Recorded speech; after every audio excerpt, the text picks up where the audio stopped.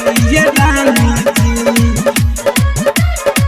कबल आइबू हमारा घर चढ़ के डोलिए रानी जी। Presented by Virat Music। जब चालू तू मुस्का के हमारा दिलवा पछुरी चला के तिरछी नजरिया चला के दीवाना है अपन बना के कोयल के जैसन तोहरा बोली रानी जी कबल आइबू हमारा घर चढ़ के डोलिए रानी जी कबल आइबू हमारा घर चढ़ के डोलिए रानी जी डोलिए रानी जी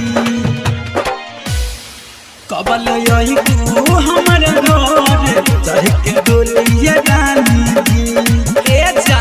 सास बन के रग रग में तू मन के हमारा भागलू कैसे कही मोरा जिया पे बदरा बन के छा गइलू बदरा बन के छा गइलू सास बन के रग रग में तू मन के हमारा भागलू कैसे कही मोरा जिया पे बदरा बन के छा गइलू दिलवा के फाइल तो निकोली रानी जी कबल आइबू हमारा घर चढ़ के डोलिए रानी जी कबल आइबू हमारा घर चढ़ के डोलिए रानी जी डोलिए रानी जी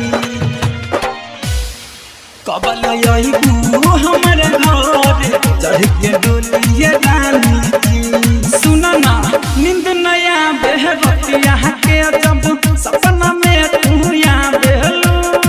जागल रहिले रात रात भर हम मुके गलिया से होत आबेलू मुके गलिया से होत आबेलू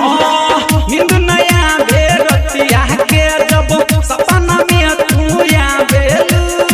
जागल रहिले रात रात भर हम मुके गलिया से होत आबेलू